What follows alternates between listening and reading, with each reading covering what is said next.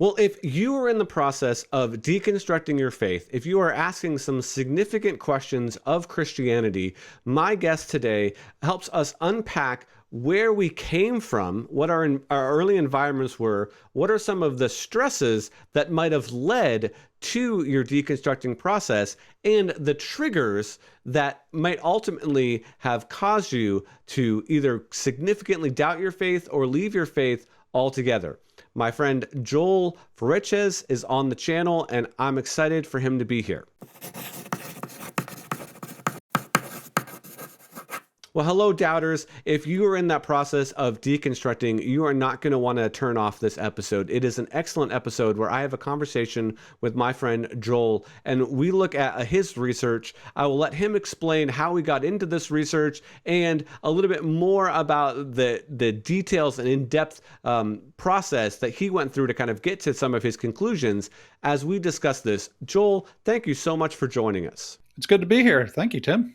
Well, we have several common connections. We used to work at a campus ministry together a while back, but I'm really interested in your research about people as they leave the faith, as they deconstruct the faith. There's some key elements and some, kind of common threads that you've identified in your research that I think are going to be really important for our audience to unpack and to understand as they're in this process as well. Maybe they'll be able to identify, oh yes, I grew up in that sort of church, and we can, maybe give it a label, or, oh yes, I did have one of those kind of trigger events that we'll talk about here in a minute. And then they can, kind of figure out maybe where they're at in this process. So Joel, tell us a little bit about how you started researching this whole topic in the first place before we kind of get to some more of those nuts and bolts.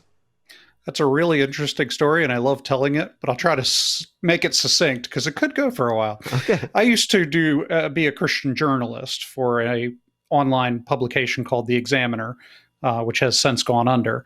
And I had my beat, which was Christian apologetics, and I had to come up with my own material. So I decided one month to do a day-by-day series, sort of a human interest series of atheists that had converted to Christianity. Sure. So I did that, and it turned out to be the most popular piece that I'd ever written, just in terms of publicity that it received. It was very popular among Christians, very unpopular among atheists, but I got a lot of feedback anyway. Among the things that I got from atheists was, are you going to be fair and do a series on Christians that became atheists? Because there's a whole lot more of those, is what I was hearing. Yeah. Now, here's the thing. I have a background in psychology. Okay. And as I'm doing this series of atheists that became Christians, I started to see certain patterns, and it was intriguing to me. And so I started doing a case study on the series that I'd done and came up with sort of identifying features. And that was so interesting to me that I decided to take the atheist up on their challenge and do another series about Christians that became atheists, just to see if I could identify any similar patterns. Yeah. So I began to do that. And it took me quite a while to gather the resources because I was no longer a journalist. And so I was doing other things with my time. And that was kind of a side project. But what I noticed was astounding. For all the patterns that I saw from atheists that became Christians, there were 10 times as many patterns for Christians that became atheists. A very detailed sort of pattern started to emerge in these cases that was much more closely linked and thematic than what I saw with atheists that became Christians. And it was so intriguing to me that, I had done Christian journalism. I did some apologetics on the side, various things like that. Yeah. But I hadn't had a specialty. And I was getting deep into this, and I was like, you know what? This will be my specialty. And so I started working on that. And at that point, I began to pursue my PhD in applied behavioral analysis as a doorway to doing the research in this field. And so I started reading the actual peer-reviewed research on the subject. And it is the biggest secret of religious psychology right now is the work that's beginning to be done on deconversion. And for all the, it's not as well explored as religious conversion, which has been studied for about 100 years now. Okay. Or other aspects of, but it's becoming much more popular and visible in recent years, because in recent years we're seeing much more visible instances of deconversion.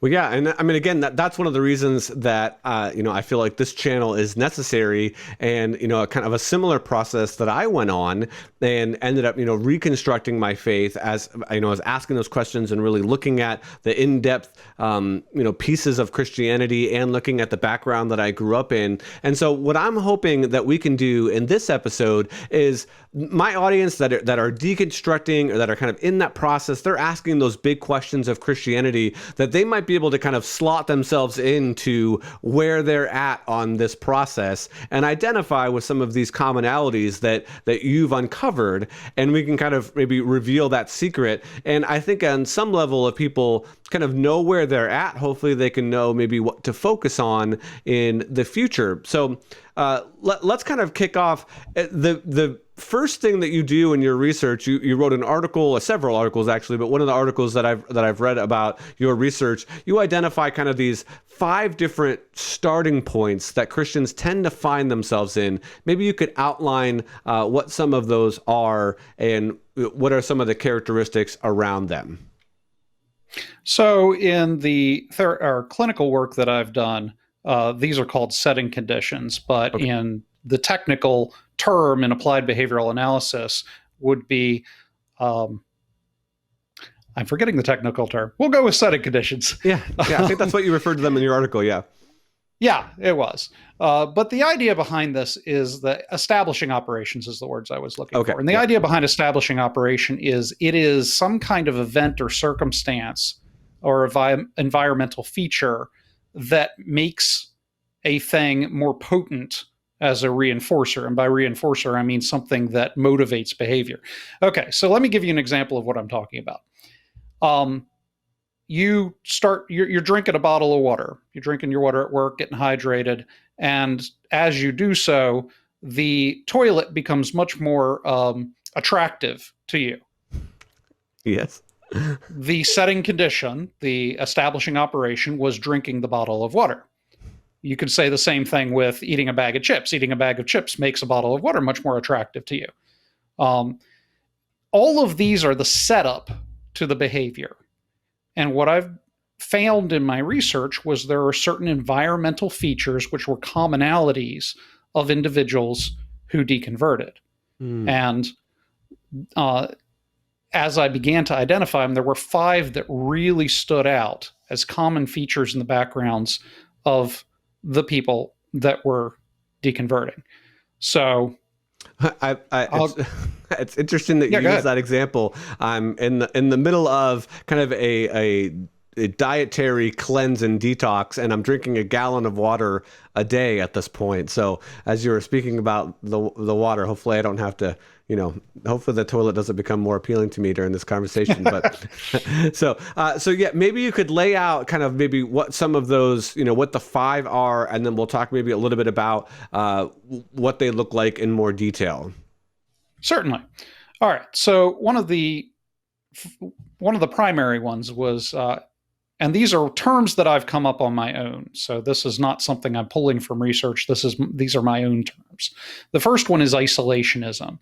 So as the world begins to become more secular, and it is secularizing, there's studies that we can point to show that, Christians tend to become more isolationist in their approach. Right. You want to homeschool your kids instead of sending them out to public schools where they might encounter things and values that you don't like. Or maybe you're sending them to a private Christian school, something like that. And even if you are sending them to public school, you really want to kind of keep them in a youth group or away from their peers that are not Christians, because you don't want those influences on their life. And, as you get more extreme with that, don't watch any R-rated movies, or maybe don't read any books that aren't Christian books. Definitely don't listen to any pop music. You got to listen to the Christian rock stuff. And Right. so the more you kind of pull away from the world. Now, I'm speaking in terms of kids, but adults do this to themselves as well. Right. They cloister themselves. Um, and so the more you pull away from the non-church world, the world external to the church, the more isolationist you become. And the less of those secular influences that you allow in your life, the more you're moving in the direction of isolationism. So that's the first one. The second one is what I call performance control. So performance control is an environment, a religious environment that really controls your behavior, really. So it does so by shaming and praising. So certain behaviors are shamed and they're publicly shamed. And, people are talked about behind their backs in front of their face, if you will. And so these kinds of things happen, and it's not any secret when somebody's doing this kind of thing. But certain other behaviors are really reinforced and praised. And so as that environment contingent, you, a member of that church, are part of the reinforcing and punishing features of that environment. So the entire environment shifts in this direction where every individual within the environment is part of the punishing and reinforcing conditions of that environment. Yeah. And that's performance control. Okay. So textualism is the next one. Textualism is a term I'm borrowing from legal terms. Yeah. And basically it means you stick to the letter of the law. You don't try to read in between the lines. And in this case, I'm applying it to the Bible. So in textualism, the most succinct way I could put it is the more woodenly literal you take the scripture, the more textualist you are. And so that's another environmental condition. Yeah. Now, that doesn't necessarily mean that everyone who falls in the textualist category is also believes that the Bible is an inerrant. And you can be an inerrantist without being a textualist, meaning that you can look at some things like cultural nuance or the original language, various things that help you to understand that our understanding of the Bible in the 21st century, in its English translation, in the American culture, probably may be slightly different than a first century Jew would have read. Right. Those kind of things. That's a kind of a nuance you don't find in textualism. Yeah. All right. So that's textualism. The fourth one is spiritualism. So spiritualism is, let's call all of these a spectrum, because at the far end of away from spiritualism is the idea is naturalism, right? There is no kind of supernatural anything in the universe. But on the other extreme of spiritualism is, the other extreme would be Gnosticism, but what you'd actually find in the church would be this sort of hyper focus on these transcendent spiritual experiences, experiencing God, and these, all of these kind of spiritual gifts and kind of a super focus on things like prophecy, and not just prophecy that people do in church, but like looking at the apocalyptic scriptures and trying to figure out exactly how they fit into your daily life, sort of thing, and model out the end of the world kind of thing. So this entire idea that life is superficially material and fundamentally spiritual is spiritualism. Yeah. So, of course, the two churches where you see that the most, which we see the most deconversion coming out of, are Pentecostalism and Catholicism. Now, Catholicism doesn't have the sort of falling on the floor, experiencing these ecstatic experiences that you would find in Pentecostalism, but it still has this really deep focus on the transcendent. Everything is super spiritual, and there are miracles happening throughout, and there's angels and demons behind every corner, kind of thing. Yeah. So that's spiritualism. And the final one, which is the one that was to me the most impactful and the one that was least expected. It took me a long time to get my mind around this, but I call it compulsive certainty. And it's this idea that in order to be a committed Christian, you have to be certain about everything. You have to be certain of your salvation. If you're not certain of your salvation, you may not be saved. You have to be certain of the truth of Scripture, because any kind of doubt you throw at Scripture is a sin, really. You know, you have to have this extreme confidence in your pastor because, you know, he's the leader of the church. He's your shepherd. So it's this idea that anything short of absolute certainty is a sign of spiritual weakness. And so when you get to the point where you're actually asking these questions and expressing doubts, it's an indication that there's something wrong with you or with the system. Okay. So those are the 5 setting conditions. Okay, so let me poke a little bit here and ask some questions. So I mean, I think as I was reading through your article, and again, as you were explaining each one of these, I think I can point to elements in almost every single church environment that I was in, both growing up and in, you know, ministry life, you know, just my adulthood, my adult walk with Christianity. I can find some of these kind of in each one of those churches. So how do you know, or how would somebody know if it's going to be a problem, right? So someone is like, yes, they're nodding along. They're like, man, that was the background that I came out of. That was, you know, the spiritual one or the legalism one, or, you know, this compulsory of certainty, right? How would they know if it's like going to be too far or if it could really start to be an issue? And then is there an appropriate middle ground with some of these? Like you were saying, it's a spectrum. Every single element of Christianity is going to be found in a, you know, quality walk with God, if you will, but it's when you take it to the extreme that it becomes a problem. So help us understand, you know, how we should be thinking about some of these. Well, if you're asking me for how to structure a church environment to avoid this kind of thing, sure. Then my answer would be, first and foremost, let the answer "I don't know" be acceptable within the church, so that when confronted, I don't know how much you've interacted or seen or read about street epistemology. Very much so, yes. The key feature, the most powerful thing the street epistemologist does, is to get asked this question on a scale of 1 to 10, how certain are you of X, Y, or Z? When they put it in those terms, then you have to realize it's not a 10. And if it's not a 10, then what is it? Right. And, you know, this is the definition of fundamentalism that Adams, I don't remember his first name, but he's a researcher that wrote a paper in 2009 about deconversion from fundamentalism. And his entire definition of fundamentalism was a sort of absolute certainty. You know, he would put fundamentalism at one end and nihilism at the other, and then everything in between was a spectrum.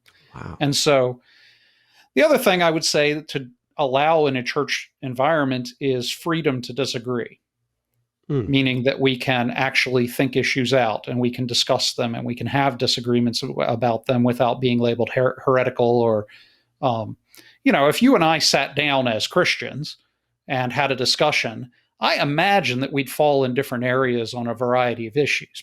You know, it may have to do with free will.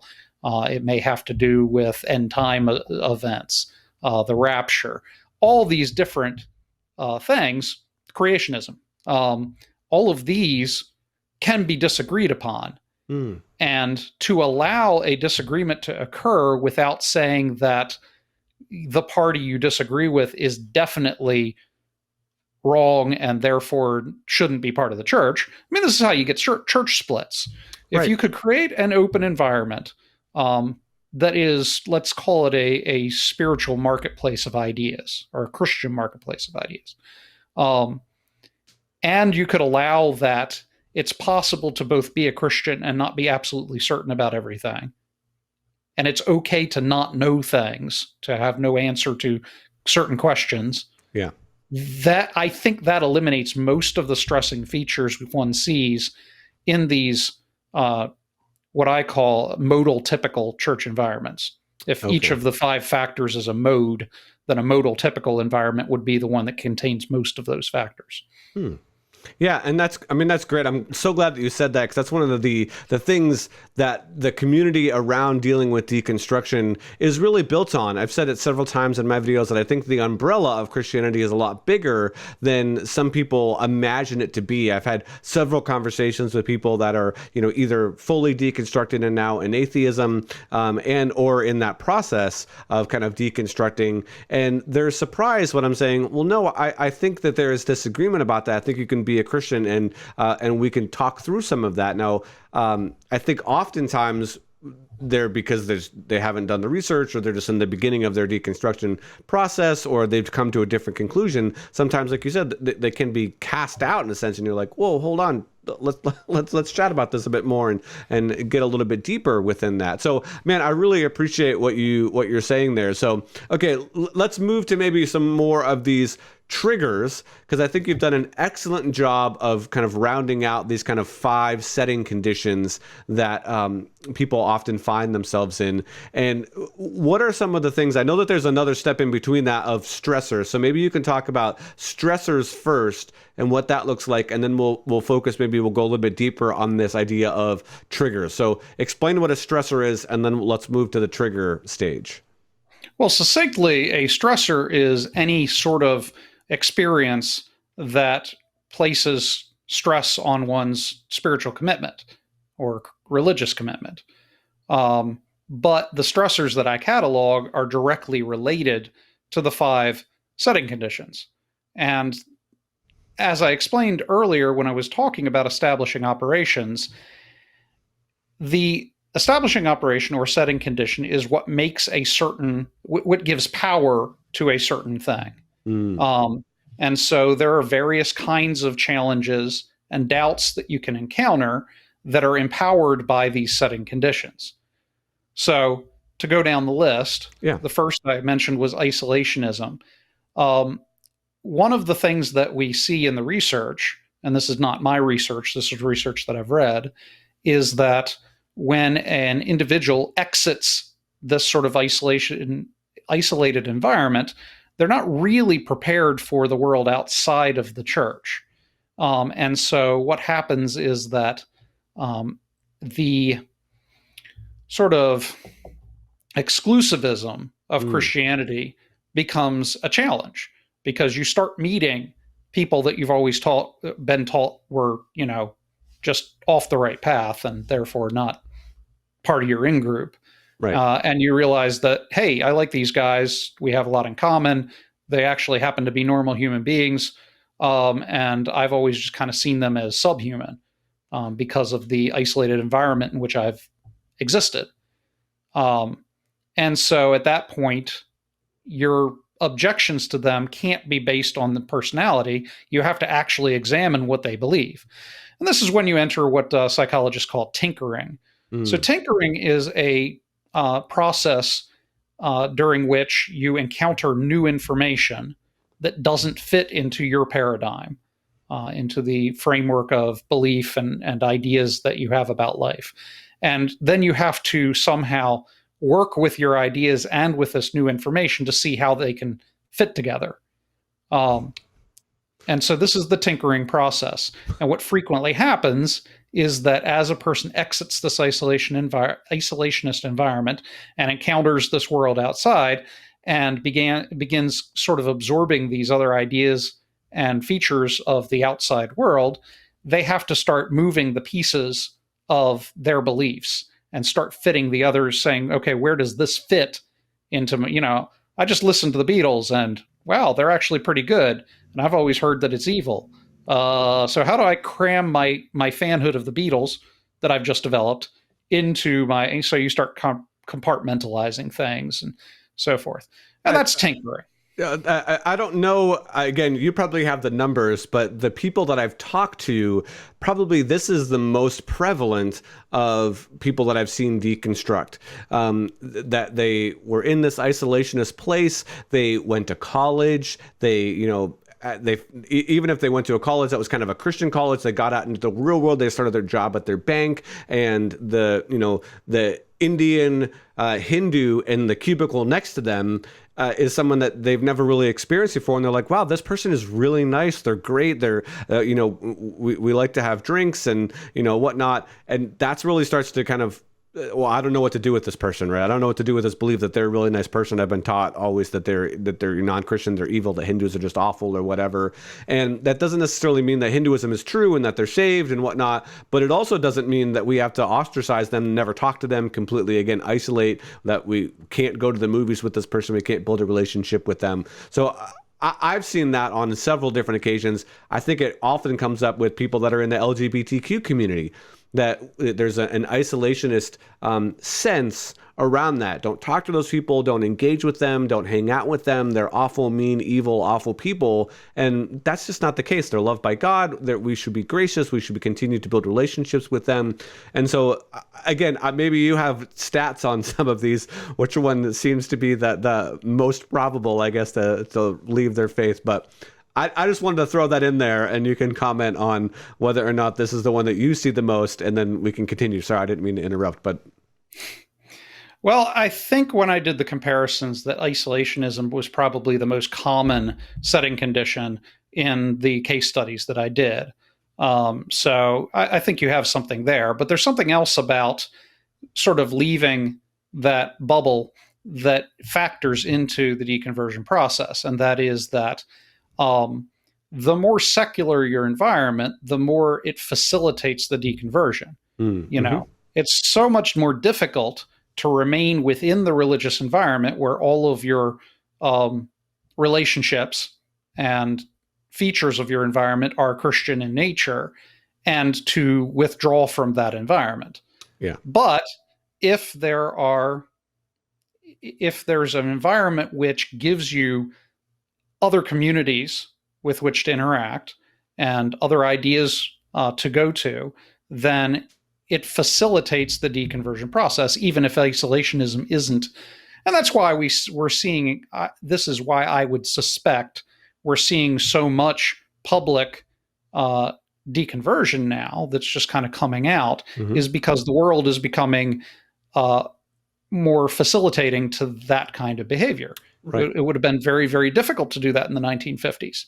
But now it's relatively easy. Yeah, I mean, again, I was just thinking about this the other day, just the amount of connections that we have and the amount of ideas that we're exposed to in the internet age is so much less than when I was a kid in the 80s and the early 90s. And I can believe that would be even more amplified, the less technology, the less ability to travel, all those things, when you're just like, hey, this is my neighborhood and I really don't go outside of my neighborhood, and I don't travel very much. Growing up as a lower middle class white kid in Pennsylvania, we didn't go on very many trips. I mean, when the first time I went to Oklahoma and saw buffalo, I was like, what are these things? Because this is not something I experience on a regular basis. But now they're everywhere. I mean, my kids are seeing that all over the place. Even if they haven't experienced a real live buffalo, they see them all the time, and it's everything. So, okay, sorry, I could go on and on, but that was just really interesting to me. So the next one is the compulsory, kind of the legalism sense. What's one of the stressors in that category? So performance control, I believe, is what you're talking about. Yeah, performance control. Yeah. Yeah, legalism. It would be the sort of Christian approach to that, and I mean that becomes an aversive environment. And so the motivation there is to remove yourself from the discomfort of the environment. And really, to a degree, that's true of all of these, but many of them, the discomfort is the sort of conflict when you're holding two ideas which are in conflict with one another, and you can't continue to maintain that conflict. You have to discard one of them in order to become comfortable again. So that's this discomfort of having two conflicting ideas in your head at the same time. But in a performance control environment, there are other features. You don't like being shamed. You don't like being constantly having to get down on your knees and repent and confess, and in constant fear of going to hell because of your behaviors, and all of these things. And so the idea of God not actually being there becomes very attractive, because the idea of God being there is increasingly unattractive. Yeah, no, you're exactly right. Now, again, I can share some of my experience as well as you're talking about these. Just, man, you're just really hitting on some points. There was a few staff environments that I was in on a church that really hit this home. Where, again, in 2003, I did something that I didn't realize was morally wrong, but it landed me not having a job anymore, and that was just really confusing. Again, high performance, environment. Again, in 2009, I was laid off due to budgetary constraints, but it was largely tied to I didn't meet the standards, and it wasn't that I was, completely off the rails and just continuing having bad performance reviews. It was just one of those things where they're like, yeah, we just don't need you anymore. Get out of here. And that really started my deconstruction process. As people that are familiar with my channel have heard me talk about before, I was just like, man, is this how God sees me? Is this how Jesus sees me? Like, not being able to live up to these expectations all the time, and constantly trying to work myself, towards salvation. I mean, yeah. So I'm identifying with a lot of these as you're explaining them. So, man, it really hits home for me. So in deconversion research, there's a subclass of deconverts that is never really addressed.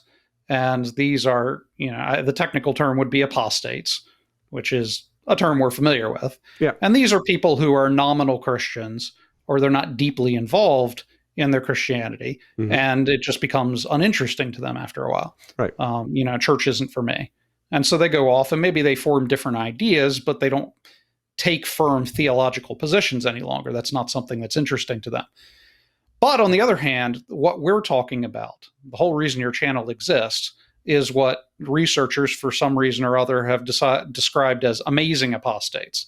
And amazing apostates describes an individual who was deeply religious, somebody who was involved and deeply involved in the religious community and made that part of their identity. So it was sort of central to their identity. And so this person, given their involvement in the community and in the religious ideas, is much less probable on a psychological theory, at least, to stop believing. But these are the ones, these people who are deeply involved in religion, that when they leave religion, they don't just kind of meander out and find other things to do. These are the ones that are committed atheists. They continue to hold theological positions, but their theological positions are against religion. Yeah.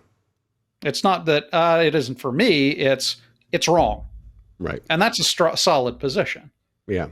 Yeah, that's interesting. So, yeah, well, again, we could go on that subject for a tangent, but let's go to the textual stressor. So, what's one of the for the people that are in that textual category? What are some of the stressors there?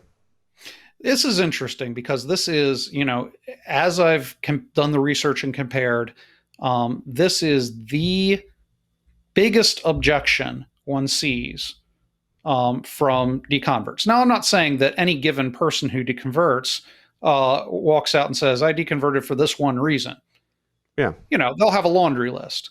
But contained on every single one of those laundry lists, without exception, are objections to the Bible.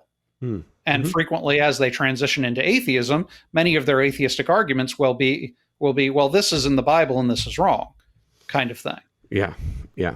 Textualism just gives a lot of potency to arguments against the Bible.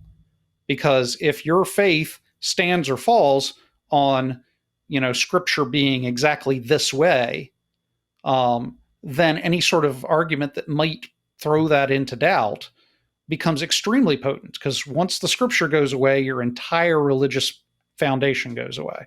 Yeah. Yeah. That's so important. I mean, again, like I can just share again. When I read your article, I was like, yes. Like I've experienced that as well. I did a video where I talked about 3 beliefs that I've changed, and one of them is the definition or the understanding of inerrancy. I, used to have a very wooden, very literalistic view of inerrancy, and over time and through research and, going on this deconstructing journey, I've realized that there's far more to it than what we kind of give it credit for, and there's far more ways to kind of fit in some of those question marks that we might have when it comes to something like textualism. And that's something that I do try to focus on this channel, is addressing some of those things. I'm in the process of reading Michael Heiser's work, and that's just been really eye-opening. Just how he unpacks the scriptures a bit different, how he's trying to get his readers into the mindset of a first century Jew and even before, and how they're reading the text. I read a book called Misreading Scripture with Western Eyes. That really opened up some other possibilities for me as well. So yeah, I think the Bible is the Word of God, but it's not the thing that we worship. We worship the risen Christ. And so that's a distinction I think that often gets missed sometimes, particularly, in these, hardcore textualism type circles. So yeah, fantastic example. Yeah. And it's what I find is that atheists tend to argue what they believed when they were Christians. And so they come out with these arguments, which I sometimes find fairly bizarre because it doesn't resemble anything that I've ever thought. But they, and again, this ties back into isolationism. They sort of assume that everyone who's a Christian believes the same things they believed when they were Christians. Right. And so you often find yourself arguing against what you believe to be a straw man, but they thought was crucial to, a Christian belief. Right. That's great. So what are some of the stressors? We got two more categories and then we'll hit triggers. So what are some of the stressors for this spiritualism category? So for spiritualism, there's two real things that sets you up for failure. One is this idea that you have to maintain a certain sort of spiritual experience in order to be certain of your beliefs. Yeah. And when, it becomes difficult to maintain that spiritual experience, you're just not feeling worshipful today, or you go to church and you're let down, and you can't really feel this essence of the Spirit, this becomes evidence against the reality of that religion, because you've been taught that if God were real, you would feel him. Right. Yeah. And if you go in and, into a certain type of church and you're not able to speak in tongues and you're just kind of faking it as everybody else around you is, you assume you're the only one faking it and everybody else is experiencing this. Right. And then you begin to believe everybody's faking it probably, as your experience progresses. So that's one thing. It sets you up for failure because that spiritual experience may not always manifest. And if your belief is, in order for it to be true, I need to be having these experiences, then that becomes evidence against it. Right. The second way it sets you up for failure is that if you're believing that sort of the stars and sun move because angels are pushing them around, and that, Biden got elected because they're of the devil or something like that. Yeah. If everything is sort of fundamentally spiritual, as you sort of mature and go out into the real world, that starts looking pretty ridiculous, just prima facie. Right. But further, if you develop any kind of interest in science or sort of these rational pursuits, then that kind of viewpoint starts looking medieval or prior. It looks very primitive. Yeah. And you start, seeing very clearly that there are explanations for the universe around us that don't relate to spiritualism. And in fact, we can probably explain most, if not everything, without an appeal to the supernatural. Right. So yeah, those are the two ways that set you up for failure. You may not get the experience, and you may realize it's sort of an immature thing to believe. Yeah, I was in a band around the early 2000s, and there was a three-piece band. I played bass, and there was two brothers that was the lead singer / guitar player and the drummer, and they were very much in this culture, and they were excellent musicians, amazing people, but they kind of left the church that we were in to be in a little bit more of a Pentecostal-ish type church. We met at the church that I was working at the time. We started playing on the worship team, and they were getting really really bogged down with the fact that we had to go to like band practice and have rehearsal. They're like, we should just go and feel it, and we should just kind of play off each other and let the Spirit lead. And the fact that we had an order of songs before we walked in the door was really off-putting to them. And so when they started to go to this other church, and we still played in a band together, and that was one of the things that was kind of difficult, is we'd have conversations in the car or in the van or whatever on the way to gigs. And it's just like, man, I really felt that, that pull, where like, oh man, are you experiencing this or this? Have you spoken in tongues? Have you? And I'm like, well, no, not necessarily. And again, it was very much that, judgmental. I mean, and they're nice people. They weren't trying to but they were worried about my soul in that sense. And there's like, oh man, we're just really worried. And it's like, okay, guys, like, I think there's more to it than just that. So yeah, again, totally identify with these stories as you're telling them. So, okay, let's jump to the last one. Compulsive certainty. What are some of the stressors here? I think it's fairly obvious, but spell it out for us. So we've spoken about this already, and I really like the street epistemologist as an example, because they tap into this so precisely. And I don't know whether or not they've really truly identified how core and potent that approach is, because if you come from an environment which stresses confidence and certainty, then any kind of flagging of your confidence and certainty is seen as kind of a weakness. But if you have to be certain for it to be true, then the fact that you're experiencing doubts or uncertainties becomes evidence against your beliefs. The very act of asking the questions answers them in the negative. Yeah. I mean, and I would say, if you're familiar with the atheist YouTuber Pine Creek Doug, I would say this is something that he does a lot on his channel. When he's interviewed or talked to Christians, he focuses a lot on this idea of certainty and uncertainty and doubt, and how much of it is too much, and whether or not it's a good thing for Christianity or not. So yeah, okay.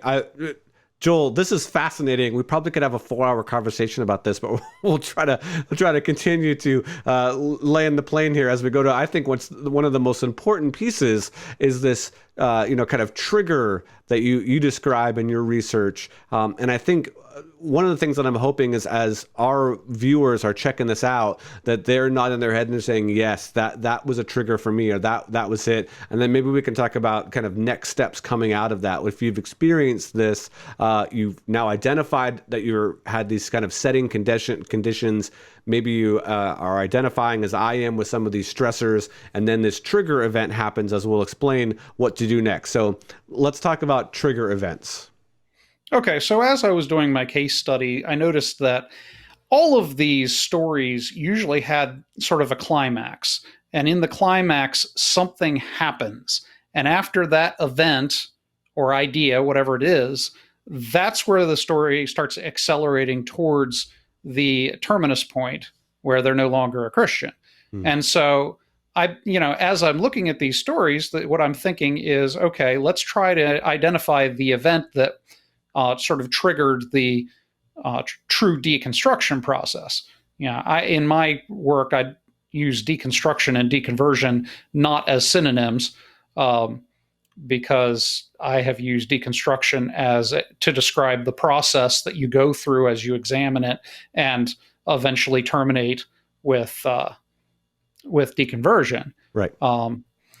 So deconstruction to me is a process, and that's where most research focuses, is on that process. But I believe that so much of that is set up prior to that process even beginning. And so what happens in this climax in each story is that some event occurs, and all of these stressors that have been building up over the years, they have purposefully avoided addressing those for various reasons. Yeah. And something happens that then gives them permission to start to intellectually examine all of these stressors and doubts. No longer are they forbidding themselves from doing that. They've now given themselves permission to do so. So really, what is happening there is what I have labeled the prohibitive principle, meaning that there is some principle in place that is preventing them from asking those questions. Mm. Now, those principles typically fall into one of three categories. Guilt, where you feel like you're betraying God or your religious community by asking these skeptical questions. Or fear, I'm afraid of asking these questions because what if I stop being a Christian? Mm-hmm. And then I stop being Christian and I go to hell. Or, worse, what if I ask the questions and I find that the answers are in the negative? I don't want to go there. So this fear is, I just don't want to ask those questions because I'm afraid what will happen if I do. Right. And then the third category would be the certainty. I'm not going to ask the questions because I'm certain. Right. That my certainty prevents me from even entertaining those questions. Yeah. And I think, again, this is what street epistemology kind of targets with the idea of faith. Faith and certainty are sort of synonyms in that instance, because that certainty is the dam wall that's holding back the pressure of all these stressors that have been building up over the years. So yeah, what are some examples that you've seen in your research of maybe like a trigger event? Is it loss of a job or a death of a loved one, or is it more nuanced than that or more subtle than that? What are some of the triggers that you found? So, honestly, loss of jobs, it's interesting that you mentioned that, because a lot of the case studies I've done are people who were working in some kind of religious capacity, and then they lose their job or some hiccup happens in their career. And, suddenly this thing that has attached them to their religion no longer exists. And so at that point, they are free to start asking those questions they were not allowed to before. You'll know the name of this guy, the gentleman from Hawk Nelson band. Yeah, John Steingart. So he and I had a conversation on my YouTube channel a while back. So if anyone's interested in checking out that conversation, he and I did a live stream and talked for almost 2 hours about all kinds of things in his process of deconstruction. So yeah, John Steingart, good friend of mine. Right. So John Steingart was the sort of spiritual leader of the group when he was in it. Mm-hmm. And so as a result of being the spiritual leader, he sort of felt that he had to be the strong one and had to kind of stand up front and maintain. And then he stepped down from that capacity. Well, now he's no longer has to be the strong one. He no longer has to maintain face. He can actually allow himself to ask these questions he wasn't asking before. And so sort of the removal of this position removed that objection. It took down that damn wall. It removed the prohibitive principle that was keeping him from asking those questions.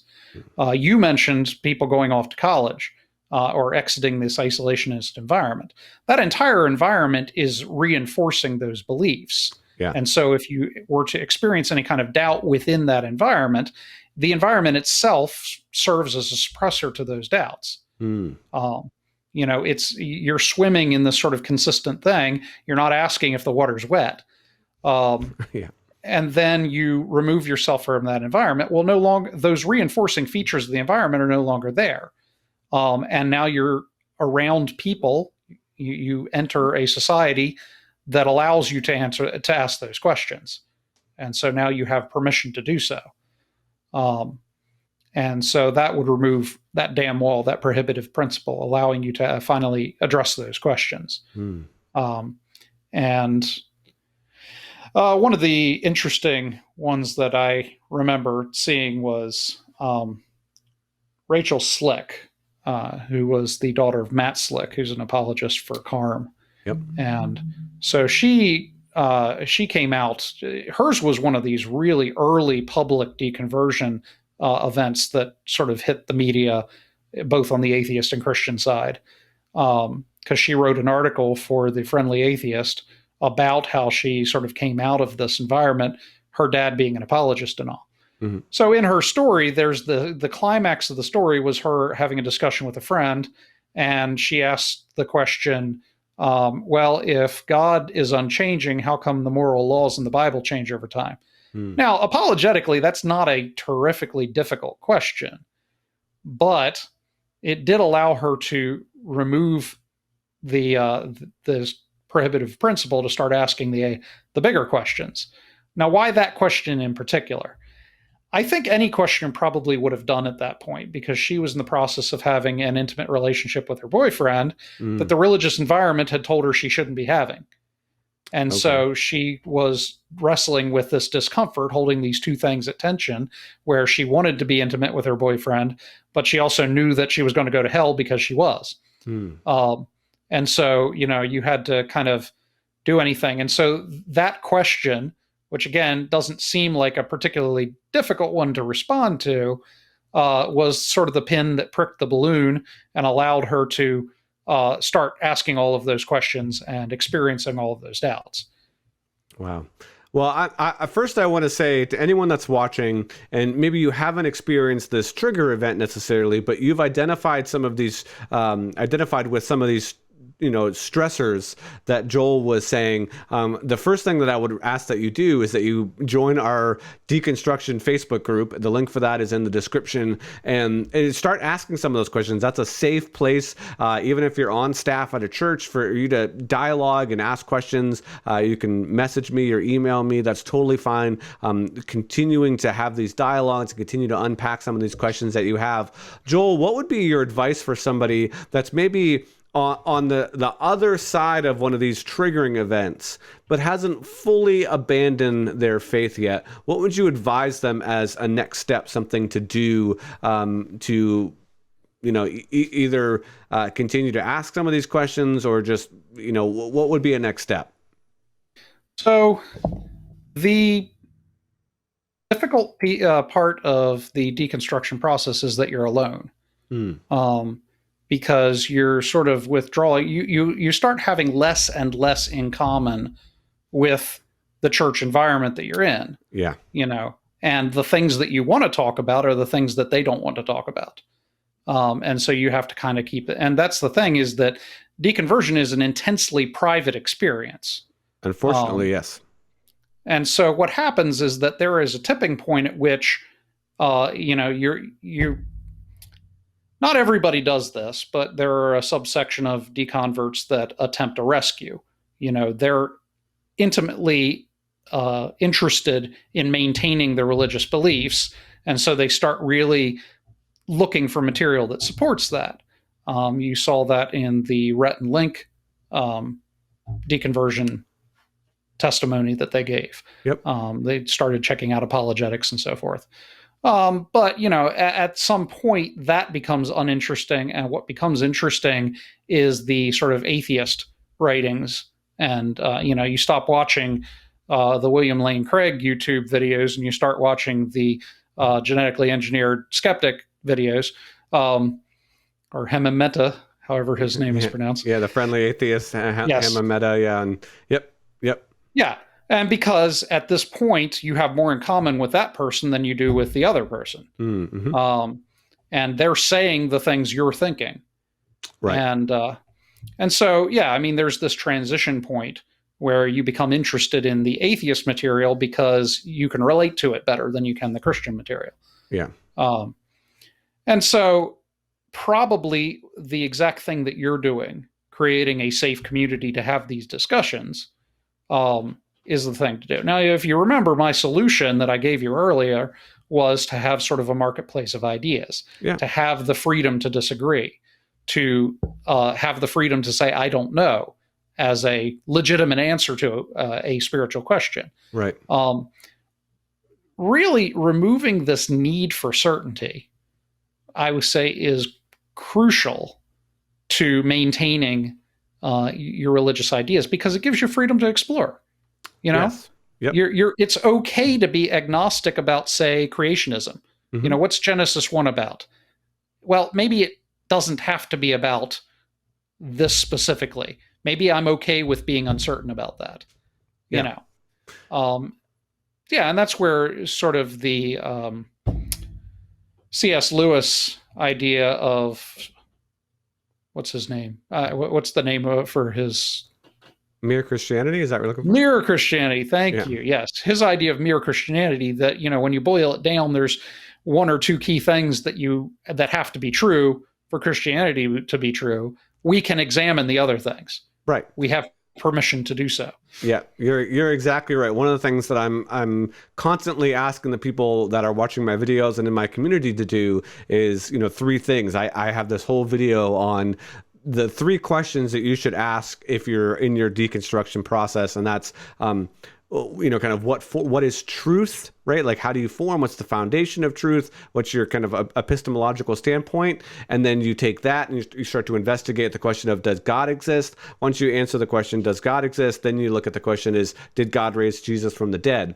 And once you kind of settle those three questions, even if you settle, the second two in the affirmative, then you can start asking some of these other questions and, go, follow a certain rabbit trail for a while and look at what, how other Christians have answered them throughout history and, kind of what's in line with the evidence and whatnot. So I think that's one of the most important things for them to do is some people will get sidetracked and throw out their relationship with Jesus because of some second or third or fourth tier belief that they've come up and said, well, this doesn't jive with what my pastor taught me or what my parents believe or, what I was taught at, growing up or whatever. And so they throw the whole thing out. And I think that's sometimes a mistake because I think there's other, quality answers that are out there. So yeah, that's how I would, excellent point. And as far as creating these communities go, one thing that I would encourage these communities to do is to establish a condition of security, meaning that you're still going to be accepted. You're not going to get kicked out of the community, regardless of where you land. Right. Because there are communities that exist to help people deconstruct with the goal of making them all atheists. Right. And there are communities that exist that help people with their deconstruction with the goal of keeping them Christian. Right. And the most difficult part of the deconversion process is being out on your own in the cold, having no community in which to exist. Yeah. Yeah, you're exactly right. Yeah.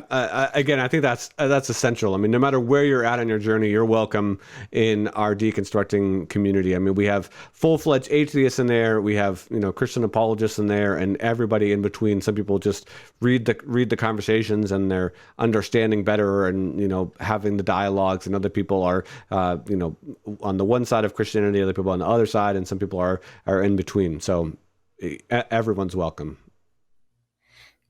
Yep, that's how I would structure it. Oh, well, great. Keep it to the point where it's not combative.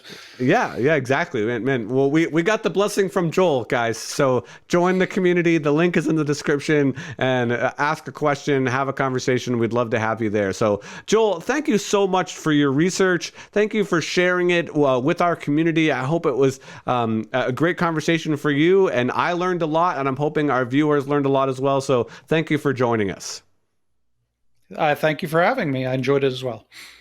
Well, we've said several times that a great next step, no matter where you're at on this process, would be to join the Facebook group. I would encourage you to do that. I would also encourage you to like this video if you found it interesting, subscribe to this channel if you're on that process of deconstructing, if you're somewhere in there, if you're in that stressor, or if you've, kind of post-trigger event or whatnot, and you're starting to look and say, maybe there's some things that I agree with more with those atheist YouTube channels. Would love to be kind of in that middle ground for you where we're discussing some really important topics. We're looking at, kind of what's going on in the world of deconstruction. And I just want to continue to be a resource for you no matter where you're at on that journey. So please consider subscribing, click the notification bell, and you'll be notified whenever new videos come out. So thank you so much again, Joel, for being on the channel and sharing your research with us. We'll meet you next time as we deal with deconstruction.